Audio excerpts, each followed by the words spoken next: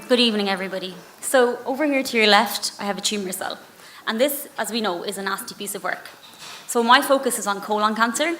So when a tumour invades into the colon, it can grow and it can spread out and it can even travel to distant organs in a process called metastasis. So when this happens, it's bad news for a patient. The normal function of the organs affected is interrupted, and very often the unfortunate consequence is the death of a patient. And the reason I have this little guy up here is I think that it's often useful to have an analogy, and the tumour behaves somewhat like this guy who I think of as a cruel dictator. So he's going to grow and spread out an army and take over lands, leaving nothing but a trail of destruction. So when this happens for a patient, often the only option to prevent the death is a really harsh treatment that we all know about, chemotherapy. So this has terrible side effects, but it's also not always successful. The tumour very often becomes resistant because it's quite clever. So new therapies are needed. But in thinking about that dictator, it's often thought that the dictator can't act alone. He's got this whole support network of an army. He's got cronies to do his bidding for him. And so too, it's been noted recently, does the tumour. So these are his cronies up here. So the tumour should be cleared by the foot soldiers, shall we say, of the immune system, the T cells that you can see up here. But obviously this isn't always effective.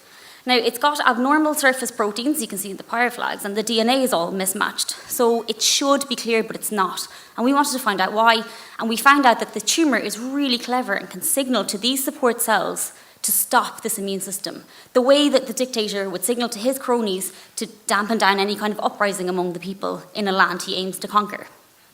And what we found in my research very recently is that these signals to the stromal cells, or the support cells, can cause upregulation of this protein that is just like a big flashing red stop sign for the immune system. And the protein we've found out recently is this protein here, PDL1, and it acts like a checkpoint. It's exactly what it is. The immune system sees the tumour, it tries to get in there, but it can't. It's held in this kind of limbo where it would like to attack, but can't until we lift that barrier. And we've actually gone one step further very recently. We've been able to lift that barrier with one drug, and by targeting the stromal cell PDL1, we were able to get smaller tumours in the lab. We got much less harsh side effects because we don't have the chemotherapy present, and you can't get resistance to the immune system because the T cell is much cleverer than any one single chemotherapy drug. So what my research has shown is that tumour does have a weakness. It needs a vast support network.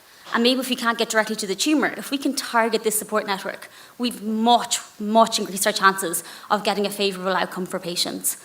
So, thank you.